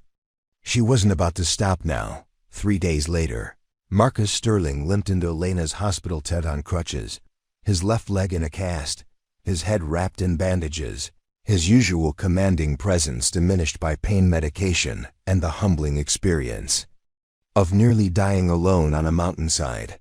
Elena looked up from the letter she was writing to David Chun's parents, a letter that had taken her 3 days to start and might take her 3 more to finish, and felt a familiar tension settle in her shoulders. Even injured, even saved by her actions, Sterling still represented 18 months of criticism, doubt, and casual cruelty that couldn't be erased by a single act of heroism. Vasquez, Sterling said, settling into the chair beside her bed with obvious discomfort. How are you feeling? Fine, sir. Ready to return to duty. Sterling studied her for a long moment, his pale blue eyes less cold than she remembered them. I wanted to talk to you about what happened up there, about a lot of things, actually. Elena set down her pen and waited. She'd learned long ago that when Marcus Sterling wanted to talk, the best strategy was to listen and reveal as little as possible. I owe you my life, Sterling said simply. I know that. I also know that I've spent the last 18 months making your life difficult because I thought you were. Because I believed you were unreliable, insubordinate, a threat to unit cohesion. Sir, you don't need to. Yes, I do. Sterling's voice carried a note of urgency that Elena had never heard before. Elena, I was wrong about you. Completely, utterly wrong. You're not the weak link. You're the strongest person I've ever served with. And I almost got you killed because I was too proud to admit that a staff sergeant might know more about tactics than a West Point graduate. Elena stared at him, not sure how to respond. This was not the Marcus Sterling she knew, the cold, calculating officer who measured everything in terms of regulations and chain of command. This was someone else entirely, someone who'd been stripped down to essential truths by the experience of lying wounded and helpless while bullets flew overhead. Sir, you made tactical decisions based on the information you had available. In combat, sometimes leaders get their people killed because they're more concerned with being right than being smart. Sterling interrupted, his voice heavy with something that might have been guilt or regret or simple recognition of hard truths. That's what I did up there, Elena. I got David Chung killed because I refused to listen to your tactical assessment. I almost got Rodriguez killed for the same reason. Elena felt her throat tighten at the mention of Chun's name. David died trying to save his friend. That's not on you, sir. That's not on anyone. Sterling shook his head. David died because I ordered him into a tactical situation that you'd identified as untenable. You tried to tell me that charging that ridge was suicide, and I ignored you because ... because I thought following orders was more important than keeping soldiers alive. He paused, staring down at his hands. Do you know what I was thinking about when I was lying there with my head bleeding, listening to those enemy fighters getting closer? I was thinking about my father. Elena waited, sensing that Sterling was working up to something important. General Sterling, he continued, commanded a brigade in Desert Storm. Distinguished career. 3 stars, everything the Army could offer. He used to tell me that leadership was about making hard decisions, that sometimes you had to sacrifice individual soldiers for the greater good of the mission. Sterling looked up at Elena with those pale blue eyes that seemed different now. Somehow less cold, more human. He was wrong, Elena. Leadership isn't about making hard decisions. It's about making the right decisions, even when they're hard. Especially when they're hard. Elena felt something shift in her chest, some weight she'd been carrying without realizing it. Sir, I've withdrawn my request for court-martial proceedings, Sterling said quietly. I've also submitted a recommendation that you be promoted to Sergeant First Class and transferred to a leadership position where your talents will be properly utilized. Elena stared at him, certain she'd misheard. Sir, you should be commanding a unit, Elena, not serving under someone too stupid to recognize your abilities. You should be the one making tactical decisions, training young soldiers, showing them what real leadership looks like. Sterling shifted uncomfortably in his chair, wincing as his broken leg protested the movement. I've also recommended that you be awarded the Distinguished Service Cross for your actions on the mountain. The Distinguished Service Cross, second only to the Medal of Honor, awarded for extraordinary heroism in combat. Elena had seen exactly 3 DSCs awarded in her 5 years of service, all to soldiers who'd performed acts of valor that bordered on the superhuman. Sir, I don't deserve. You carried me 15 miles through enemy territory when you could have left me to die. Sterling interrupted. You saved the lives of 3 soldiers while under fire, including the life of the commanding officer who'd spent 18 months questioning your competence. If that doesn't merit the DSC, then the award has no meaning. Elena looked at Marcus Sterling, really looked at him, perhaps for the first time since she'd known him. She saw the pain in his eyes, not just physical, but something deeper. She saw the weight of command that he'd been carrying alone, the pressure of trying to live up to a father's legacy, the crushing realization that good intentions weren't enough when people's lives were at stake. Marcus, she said quietly, using his first name for the second time since she'd known him. What you did up there, calling for the advance, it wasn't malicious, it wasn't cowardice. You were trying to complete the mission, trying to be the kind of leader your father taught you to be. Sometimes the textbook answer isn't the right answer, but that doesn't make you a bad officer. Sterling was quiet for a long moment, staring at his hands. How do you do it, Elena? How do you carry the weight of all those decisions? How do you live with the knowledge that your choices determine who goes home and who doesn't? Elena thought about the question, about the convoy in Afghanistan, about David Chun lying motionless in the dirt, about all the small decisions that added up to life and death over the course of a military career. You remember that it's not about you, she said finally. It's not about being right or being perfect or living up to someone else's expectations. It's about taking care of the people who've been entrusted to your command. Everything else is just noise. Sterling nodded slowly. I have a lot to learn about that. We all do. That's what makes it worth doing. Sterling struggled to his feet, balancing carefully on his crutches. Elena, I know this doesn't make up for 18 months of questioning your judgment and undermining your authority. But I want you to know that every soldier who serves under your command in the future will be lucky to have you as their leader. Elena watched him limp toward the tent entrance, then called after him. Marcus? He turned back, eyebrows raised. For what it's worth, you're not your father. You don't have to be. The Army needs officers who can learn from their mistakes, who can admit when they're wrong, who can put their soldiers' welfare above their own pride. Maybe what happened up there wasn't just about saving lives. Maybe it was about saving the kind of leader you were meant to be. Sterling stood in the tent entrance for a long moment, sunlight streaming around his silhouette. When he finally spoke, his voice was quiet but steady. Thank you, Elena, for everything. After he left, Elena sat alone in the hospital tent, surrounded by the soft sounds of medical equipment and distant conversation. She picked up her pen and looked down at the letter to David Chun's parents, the words she'd been struggling to find for 3 days. Then she began to write. Mr. and Mrs. Chun, she started, her handwriting steady despite the tremor in her hands. My name is Staff Sergeant Elena Vasquez, and I had the honor of serving with your son David. I want you to know that he died trying to save his friend, that his last act was one of courage and selflessness, and that his sacrifice will never be forgotten by those of us who were privileged to serve alongside him. 6 months after the mountain, Elena Vasquez stood in the morning sunlight outside Fort Carson, Colorado, watching a bus full of new recruits pull up to the reception center.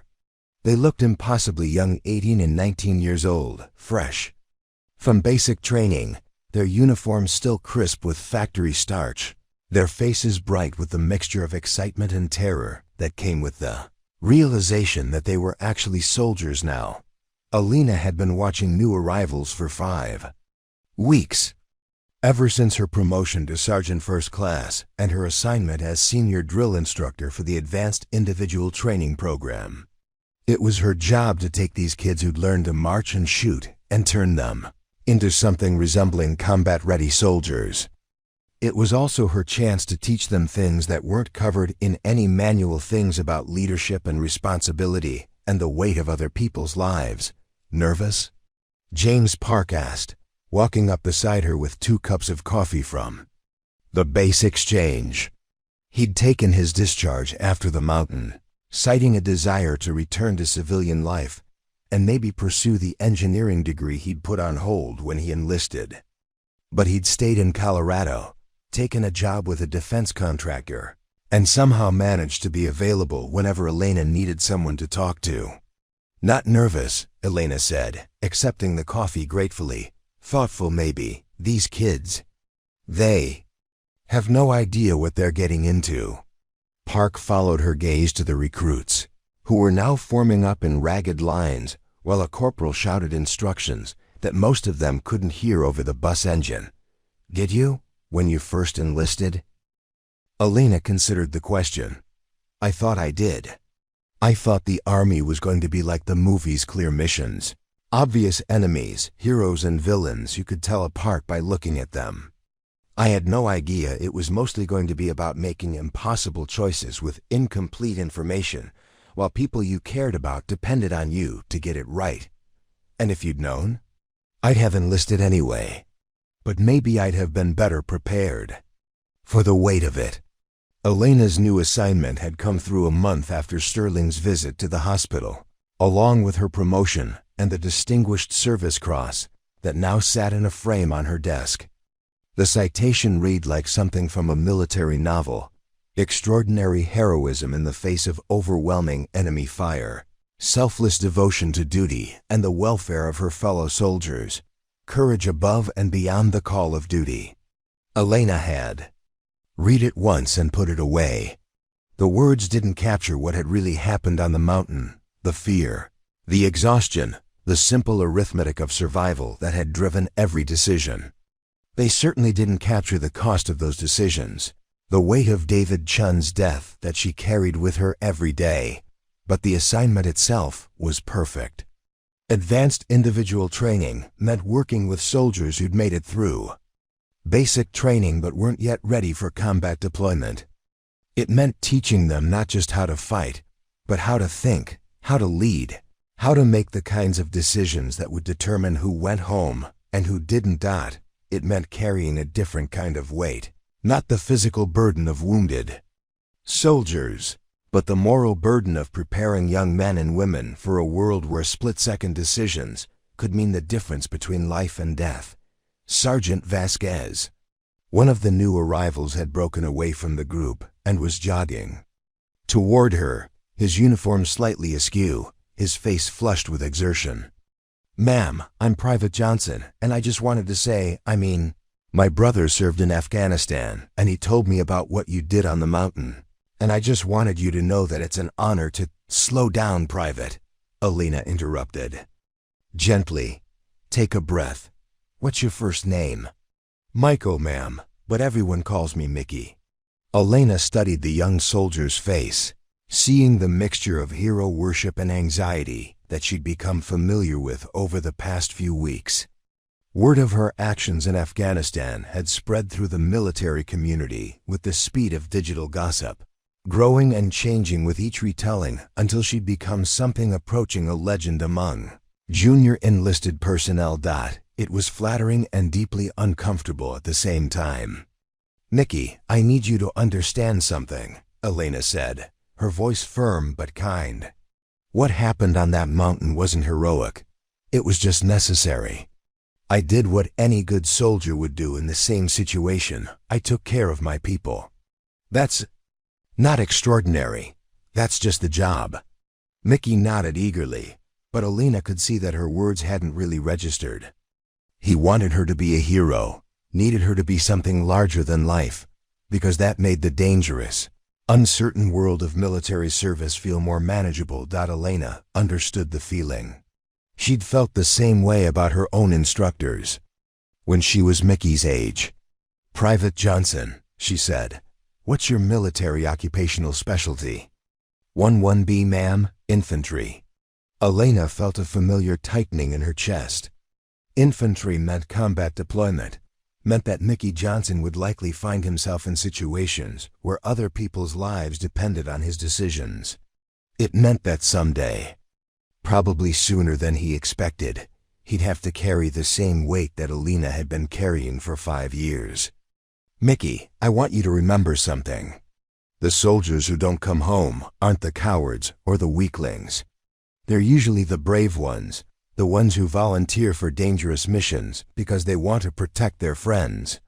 The key to staying alive isn't being fearless, it's being smart, being prepared, and understanding that your first responsibility is to the people serving beside you."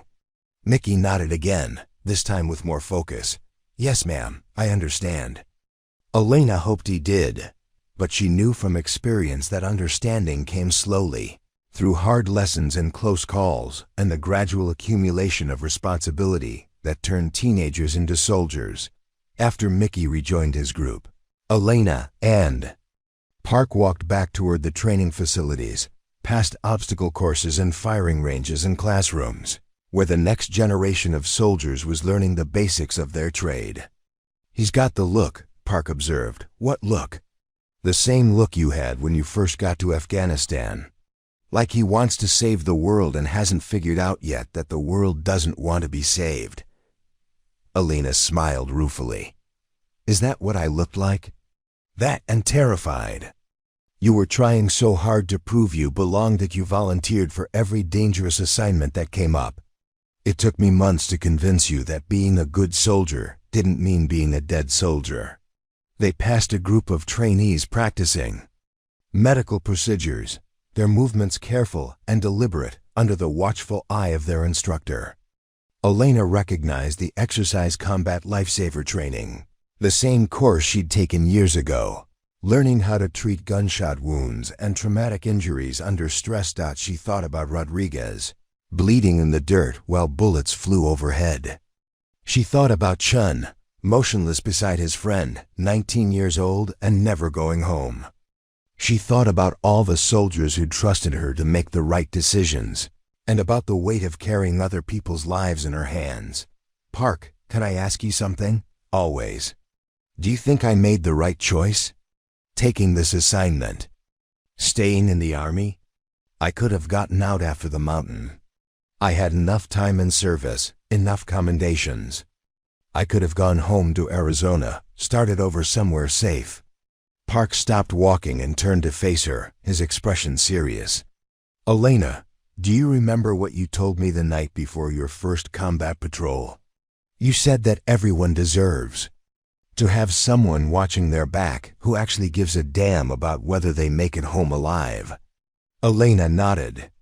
She remembered the conversation, remembered the mixture of fear and determination she'd felt standing on the edge of something that would change her forever. These kids, Park gestured toward the training groups scattered across the base, they're going to deploy in 6 months. They're going to find themselves in places where the tactical situation is unclear, where their commanding officers might be more concerned with following orders than keeping soldiers alive, where they'll have to make impossible choices with incomplete information. He paused, watching a group of trainees struggle through a tactical exercise. They need someone to teach them how to carry that weight. Someone who understands that being a soldier isn't about following orders blindly, it's about taking responsibility for the people who depend on you. Someone like you. Elena felt tears stinging her eyes, though whether from pride or sadness she couldn't say. It's a heavy burden, Park. Teaching them, watching them leave, knowing that some of them won't come back. Yeah, it is. But Elena, you've been carrying heavy burdens your entire life. The difference now is that you're not carrying them alone. As if to prove his point, Elena's radio crackled with a message from the training coordinator. Sergeant Vasquez, we need you at Range 7. We've got a situation with one of the new instructors. Elena keyed her radio. On my way. Range 7 was the advanced marksmanship facility, where soldiers learn to shoot accurately under stress and in difficult conditions. When Elena arrived, she found a small crowd gathered around one of the shooting positions, their faces tense with concern. At the center of the group was Second Lieutenant Amanda Torres, a young officer fresh from the officer candidate school, who'd been assigned to Elena's training unit 2 weeks earlier. Torres was sitting on a bench with her head in her hands, her rifle lying beside her, her shoulders shaking with what looked like suppressed sobs. What happened? Elena asked Sergeant Martinez, the range safety officer. She froze up during the stress shoot, Martinez explained quietly. We were running the combat scenario course, multiple targets, time pressure, simulated enemy fire. She got to the third station and just stopped. Couldn't pull the trigger. Been sitting there for 10 minutes. Elena studied Torres, seeing something familiar in the young officer's posture. She'd seen it before, in herself and in other soldiers. The moment when the reality of combat training collided with the abstract concept of killing other human beings. Even in simulation. Has she seen combat? Elena asked. Negative. This is her first assignment out of OCS. She's got all the classroom training. But double quotes. Martinez shrugged. Sometimes the first time you realize you might actually have to kill someone, it hits harder than expected. Elena nodded and walked over to where Torres was sitting. The young officer looked up as Elena approached, her eyes red with tears and embarrassment. "Lieutenant Torres," Elena said gently. "Rough day on the range?" Torres tried to compose herself, straightening her shoulders and wiping her eyes. "I'm sorry, Sergeant. I don't know what happened. I've been through this course a dozen times in training, but today I couldn't do it. I kept thinking about the targets as real people, and I just couldn't pull the trigger." Elena sat down beside her, close enough to speak quietly without being overheard by the other soldiers. "Can I tell you something, Lieutenant? The first time I had to shoot at another human being, I threw up afterward. Right there in the dirt, in front of my entire squad." Torres looked at her with surprise. "Really? Really? It was in Afghanistan, my first deployment. We were on patrol and got ambushed, and there was this enemy fighter maybe 50 meters away with an AK-47. I knew I had to shoot him. He was shooting at my friends, but part of my brain kept thinking, that's somebody's son, somebody's brother. It took me 3 shots to hit him, and afterward I couldn't keep my breakfast down." Elena paused, remembering the weight of that moment, the sick feeling that had lasted for days. "You want to know what my squad leader told me afterward?" Torres nodded. "He said that feeling sick about it meant I was still human. He said the day it stopped bothering me was the day I needed to find a different job." Elena looked directly at Torres, her expression serious. "Lieutenant, the ability to take a life is a terrible responsibility. It should bother you. The moment it becomes easy is the moment you've lost something essential about who you are." Torres was quiet for a moment, absorbing this. "But how do you function in combat if you're thinking about the human cost every time you pull the trigger?"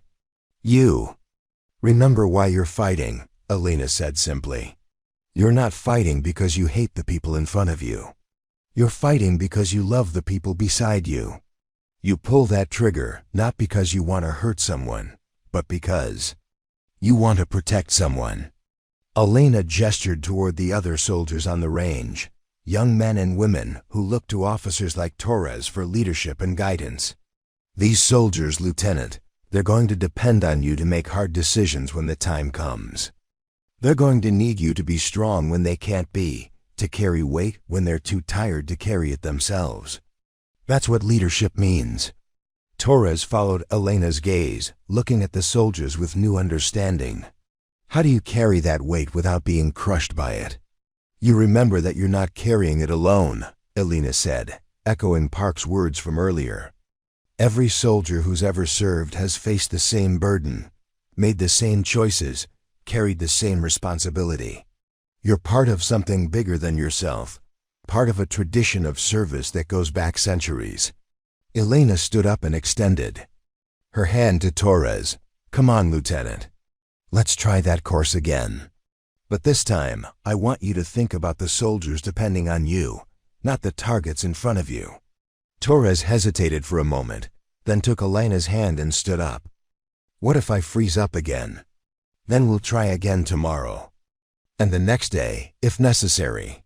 Leadership isn't about being perfect, Lieutenant. It's about being present, being persistent, and being willing to learn from your mistakes." Torres picked up her rifle and walked back toward the shooting position, her steps more confident now. Elena followed, thinking about all the young officers and enlisted soldiers who'd passed through her training program. All the people she'd tried to prepare for the weight they'd have to carry. Some of them would struggle with that weight, like Torres was struggling now. Some would carry it with grace and strength, like Park had during their deployment. Some would be crushed by it, like Sterling had been before the mountain taught him what leadership really meant. But all of them would carry it, because that's what soldiers did. They carried the weight of other people's lives, other people's safety, other people's hopes for coming home alive. It was a terrible burden and a sacred trust, and Elena Vasquez had spent her entire adult life learning how to bear it with honor. Now it was her job to teach others how to do the same. Torres completed the combat course on her second attempt, her shots accurate and controlled, her movements steady and deliberate. When she finished, Elena could see something different in the young officer's eyes, not the absence of fear, but the presence of purpose. "How do you feel, Lieutenant?" Elena asked. Torres considered the question, scared, but ready. Elena nodded. That was exactly the right answer. 2 years later, Elena received a letter from Isabella Rodriguez. The envelope arrived at her new assignment at Fort Benning, Georgia, where she'd been promoted to Master Sergeant and put in charge of the infantry. School's leadership development program. Elena had been working late in her office, reviewing training curricula and preparing for the next day's classes. When her aide brought in the day's mail, she recognized the return address immediately: San Antonio, Texas, and Isabella's careful handwriting on the envelope. Inside was a photograph and a single sheet of paper covered in the same precise script. The photograph showed Rodriguez in civilian clothes, standing in front of a small house with a white picket fence. He was holding a toddler, his daughter. Elena remembered, while a woman who could only be Isabella stood beside them, her hand resting protectively on the rounded curve of a pregnant belly. They looked happy, healthy, complete in a way that made Elena's chest tighten with unexpected emotion. "Dear Sergeant Vasquez," the letter began, "Tommy told me I should write to thank you, but honestly, I don't think there are words for what you did for our family. You brought my husband home when everyone else had given up on him. You carried him through hell because that's who you are, someone who doesn't leave people behind." Elena set the letter down for a moment, looking out. Her office window at the training fields where the next generation of infantry soldiers was learning the basics of their trade. She could see drill instructors working with new recruits, teaching them how to move, shoot, and communicate under stress. It was good work, important work, but sometimes the abstract nature of peacetime training made her feel disconnected from the immediate, visceral reality of combat. Letters like this reminded her why the work mattered. She picked up the letter and continued reading. "Tommy's doing well. The doctors say he's made a complete recovery from his wounds, and he's working now as a mechanic at a shop downtown. He still has nightmares sometimes, still wakes up in the middle of the night thinking he's back on that mountain. But he's here, and he's alive, and our children will grow up knowing their father because of what you did." Elena thought about Rodriguez young, scared, bleeding in the dirt while bullets flew overhead. She thought about the weight of his body as she dragged him to cover, the way his wife's name had been the last thing on his lips before he'd lost consciousness. She thought about all the soldiers she'd known who hadn't made it home, who'd died far from the people who loved them. "The baby is due next month," the letter continued. "If it's a girl, we're going to name her Elena. Tommy said you'd probably tell us not to, that you were just doing your job and don't deserve any special recognition. But Elena, what you did wasn't just your job. It was love in action. It was someone deciding that every life matters, that no one gets left behind, that the people we serve with are worth any sacrifice." Elena felt tears stinging her eyes. Isabella Rodriguez was wrong. It had been her job in the most fundamental sense. But it had also been something more than that, something that transcended duty and entered the realm of basic human decency. "Tommy wants you to know that he's been talking to some of the other veterans in town, guys who've had trouble adjusting since they got back. He's been telling them about you, about what real leadership looks like, about the difference between officers who just give orders and leaders who take care of their people. He says you saved more than just his life on that mountain. You showed him what it means to be the kind of person worth saving." The letter concluded with an invitation to visit whenever Elena was in San Antonio, along with a promise that she would always be considered family by the Rodriguez household. Elena read it twice, then carefully placed it in the file where she kept all the letters she'd received from soldiers and their families, thank you notes, updates on civilian life, wedding announcements, birth certificates, evidence that the weight she'd carried had mattered. Elena's intercom buzzed, interrupting Her thoughts. Master Sergeant Vasquez. Her aide's voice was professional, but tinged with excitement. You have a visitor. Says he's an old friend from Afghanistan. Elena looked up to see Marcus Sterling standing in her doorway, though he looked almost nothing like the rigid, demanding commander she remembered. He was wearing civilian clothes, jeans, a polo shirt, casual shoes, and his face had a relaxed quality that she'd never seen during their time in the same unit. The cold blue eyes were warmer now, more human, and when he smiled at her, it was genuine. Elena, he said, extending his hand. You look good. Command suits you. Elena stood and shook his hand, noting the firm grip and steady confidence that suggested Sterling had found his footing in whatever he was doing now. Marcus, this is a surprise. What brings you to Fort Benning? Actually, you do. Sterling took the chair across from her desk, his movements easy and relaxed. I heard about your promotion, about the work you're doing here. I wanted to see if you'd be interested in a job offer. Elena raised an eyebrow. What kind of job offer? Sterling leaned forward, his expression becoming more serious. I got out of the Army 8 months ago. Took early retirement, decided it was time to try something different. I've been working with a private military contractor that specializes in training foreign militaries, teaching them leadership principles, tactical decision-making, how to build effective command structures. Elena had heard of such companies' former military officers who leveraged their experience into lucrative consulting contracts with allied nations. It was good work, important work, but it also represented a kind of privatization of military expertise that made her slightly uncomfortable.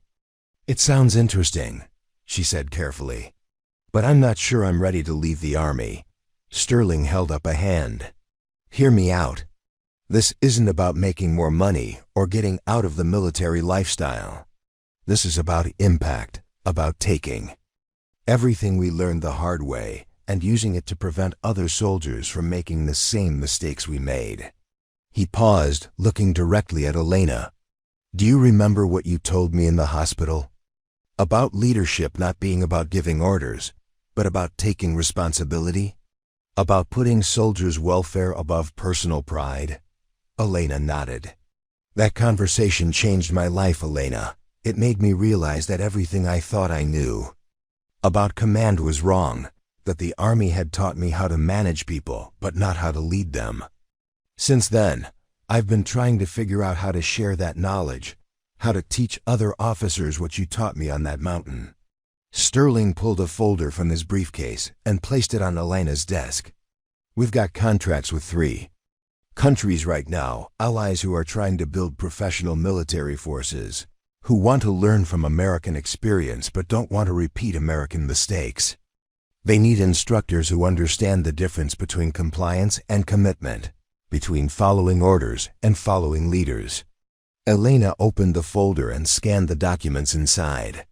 The contracts were impressive, well-funded programs with serious governments, not the kind of fly-by-night operations that sometimes emerged in the private military sector. The mission statements emphasized human rights training, ethical leadership development, and the kinds of values-based instruction that Elena had been trying to incorporate into her own curriculum. Why me, Marcus? There are plenty of retired senior NCOs who could do this kind of work. Sterling smiled.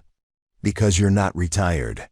Because you're still carrying the weight, still taking responsibility, still looking out for soldiers who need someone to watch their backs. Because you understand that leadership isn't a rank or a position. It's a commitment to serve something bigger than yourself. Elena looked at the folder again, then at Sterling. What exactly would my role be? Senior instructor for leadership. Development. You'd be working with foreign officers who are trying to build effective command structures in their own militaries, teaching them tactical decision-making, ethical leadership principles, how to take care of soldiers under stress. Sterling leaned back in his chair. Essentially, you'd be doing what you're doing here, but with a broader impact. Instead of training American soldiers for deployment, You'd be training foreign officers to train their own soldiers. Elena considered. The offer. It was tempting, the chance to have a broader impact, to share hard-won knowledge with military leaders who were facing the same challenges she'd faced. But it also meant leaving the army, abandoning the institution that had shaped her, walking away from the direct responsibility for American soldiers that had defined her career. "Can I think about it?" she asked. Sterling nodded. "Of course. But Elena, I hope you'll seriously consider it. The world needs more leaders who understand what you understand, who've learned the lessons you've learned. This is a chance to multiply your impact, to ensure that the knowledge you've gained through hard experience doesn't die with your generation." After Sterling left, Elena sat alone in her office, looking at the folder and thinking about the choices that had brought her to this point. She thought about the convoy in Afghanistan, about David Chun dying in the dirt, about Marcus Sterling lying wounded while enemy fighters closed in. She thought about Rodriguez and his growing family, about Lieutenant Torres learning to carry the weight of command, about all the soldiers she'd trained and sent into harm's way. Elena's phone rang, interrupting her thoughts. "Master Sergeant Vasquez." "Elena, it's Park." Her old friend's voice was warm and familiar, a connection to shared experiences that never quite faded. "I heard Marcus Sterling was visiting you today. How'd that go?" Elena smiled. Park always seemed to know what was happening in her life, even from his civilian job in Colorado. "How did you know about that?" "Sterling called me last week. Asked for a reference, wanted to know if I thought you'd be interested in his offer. I told him you were too stubborn to leave the army, but he was welcome to try." Elena laughed. "Thanks for the vote of confidence. Elena, can I ask you something? Are you happy with what you're doing?" The question caught her off guard. Happy was not a word Elena associated with her work. Satisfied, maybe, or fulfilled, but happiness seemed too simple an emotion for the complex realities of military service. "I think so," she said finally. "The work matters. These soldiers, the ones I'm training, they're going to face the same situations we faced. They need to understand the weight they'll be carrying." "That's not what I asked," Park said gently. "I asked if you're happy. Are you taking care of yourself, Elena? Are you allowing yourself to have a life outside of taking care of everyone else?" Elena looked around her office, at the commendations on the walls, the training schedules covering her desk, the photographs of soldiers she'd trained who were now deployed around the world. It was a good life, a meaningful life, but Park was right. It was entirely focused on other people's needs. "I don't know," she admitted. "I've been carrying other people's weight for so long, I'm not sure I remember how to put it down." "Maybe it's time to learn," Park said. "Elena, you've given enough. You've carried enough. If you want to keep serving, that's your choice, but make sure you're doing it because you want to, not because you feel obligated to." After the call ended, Elena walked out of her office and through the base, past training facilities and barracks, and all the infrastructure designed to turn civilians into soldiers. The sun was setting, painting the Georgia sky in shades of orange and pink, and she could hear the distant sound of soldiers calling cadence as they finished their evening run. Elena thought about Isabella Rodriguez's letter, about the baby who would be named after her, about the ripple effects of decisions made on a mountainside 2 years ago. She thought about Marcus Sterling's offer, about the chance to have broader impact, to teach leadership to military officers around the world. She thought about James Park's question, was she happy?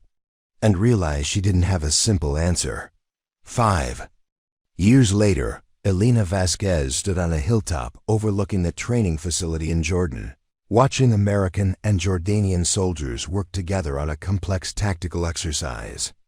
The sun was rising over the desert, painting the landscape in the soft colors of dawn, and she could hear the familiar sounds of military training echoing across the valley below. Elena had accepted Sterling's offer 3 years earlier. After Rodriguez's second daughter was born and named Elena Maria Rodriguez. She'd taken early retirement from the army and joined Sterling's consulting firm, spending her time traveling to allied nations and teaching leadership principles to foreign military officers. It was good work, important work, but it was also different from anything she'd done before. Instead of training soldiers for combat, she was training trainers. Instead of directly carrying the weight of other people's lives, she was teaching others how to carry that weight themselves. The irony was not lost on her. "Thoughts?" Marcus Sterling asked, walking up beside her with 2 cups of coffee. They'd been working together for 3 years now, and Elena had discovered that the man she'd rescued from the mountain was nothing like the officer who'd commanded her unit. Sterling had learned to listen, to admit mistakes, to put his ego aside in service of larger goals. He'd also become one of her closest friends. "I was thinking about responsibility," Elena said, accepting the coffee gratefully. "About the way it changes as you get older, as your role evolves." Sterling followed her gaze to the training exercise below, where young soldiers from 2 different armies were learning to work together. Despite language barriers and cultural differences. "Different kind of weight?" Elena nodded. "When I was younger, responsibility meant taking care of the soldiers in my immediate unit, making sure they came home alive, that they were trained and equipped and led properly. It was direct, tangible. I could see the faces of the people depending on." She paused, watching an American sergeant work with a Jordanian lieutenant to coordinate a simulated medical evacuation. "Now the responsibility is more diffuse. I'm teaching officers who will teach other officers who will eventually lead soldiers I'll never meet. The impact is broader, but it's also more abstract." Sterling was quiet for a moment, then smiled. "Do you remember what you told me in the hospital? About leadership being about taking responsibility for people who've been entrusted to your care." Elena remembered. It felt like a lifetime ago, though it had only been 5 years. "Maybe the people entrusted to your care now aren't just individual soldiers," Sterling continued. "Maybe they're entire military institutions, entire generations of leaders who will shape how their armies think about command and responsibility." Elena considered this. It was true that her work had evolved, had moved from the tactical level to the strategic level, from direct leadership to leadership development. But the core mission remained the same, ensuring that people in positions of authority understood the weight they carried and the responsibility that came with other people's trust. "Elena," Sterling said, his voice more serious now, "I need to tell you something. I'm thinking about retiring. For real this time." Elena looked at him with surprise. "Why?" Sterling gestured toward the training exercise below. "Because I think we've accomplished what we set out to do. These programs are self-sustaining now. The curricula are established, and there are enough qualified instructors to carry on the work. I'm 51 years old, Elena. I've been carrying military responsibility for 28 years. Maybe it's time to let someone else do the carrying." Elena felt a familiar tightening in her chest. Sterling's retirement would mean changes in the program, new leadership, uncertainty about future direction. It would also mean losing a partner who understood the weight she carried, because he carried the same weight himself. "What would you do?" she asked. Sterling smiled. "Believe it or not, I'm thinking about teaching. High school, maybe college. History or government. Something where I can share what I've learned about leadership and responsibility without the military context." Elena could see it. Sterling had become an excellent teacher over the past few years, had developed a gift for explaining complex concepts in ways that transcended cultural and linguistic barriers. He would be good at civilian education, at helping young people understand the principles that govern effective leadership in any context. "What about the program?" she asked. "I'd recommend you for program director," Sterling said simply. "You're the one who really understands this work, Who's developed most of the curriculum? Who's built the relationships with our partner nations? You should be running this operation. Elena felt a familiar weight settling on her shoulders. The weight of increased responsibility, of decisions that would affect not just individual soldiers, but entire military institutions. It was heavier than anything she'd carried before, but it was also exactly the kind of challenge she'd been preparing for her entire career. "I'll think about it," she said. Sterling nodded, then looked back at the training exercise. "Elena, can I ask you something? Are you happy with the way your life has turned out?" Elena considered the question, the same question Park had asked her years earlier. She thought about the path that had brought her from a gas station in Tucson to a hilltop in Jordan, about all the weights she'd carried and all the people she'd tried to take care of along the way. "I think so," she said. "I'm not sure I ever expected to be happy, exactly. I expected to be useful, to matter, to make a difference in people's lives. Happiness was never really part of the equation." "Maybe it should be," Sterling said gently. Elena smiled. "Marcus, I've been carrying other people's burdens for 38 years. It's not a burden anymore, it's who I am. I don't know how to be the kind of person who puts herself first, who makes decisions based on personal happiness instead of mission requirements." "Maybe you don't have to choose," Sterling suggested. "Maybe there's a way to serve others and take care of yourself at the same time." Before Elena could respond, her radio crackled with a message from the training coordinator. "Ms. Vasquez, we need you at the command post. We've got a situation developing." Elena keyed her radio. "On my way." As they walked down the hill toward the command post, Elena thought about Sterling's words.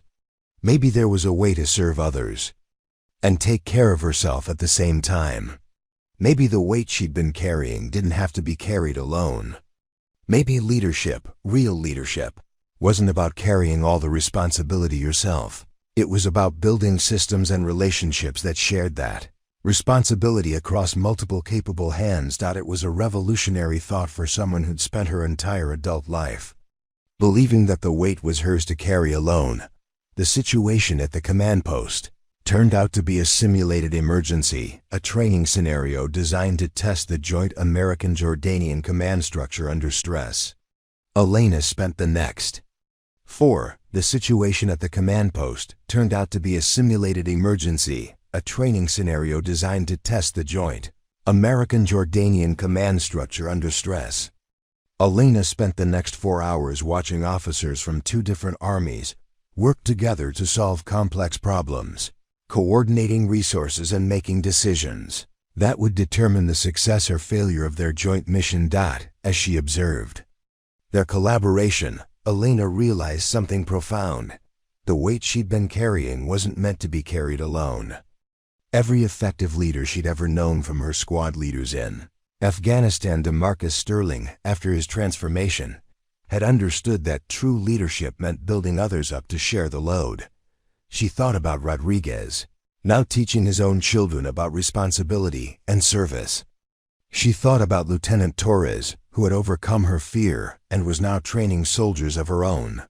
She thought about all the officers she'd taught who were teaching others, creating an endless ripple effect of competent, ethical leadership.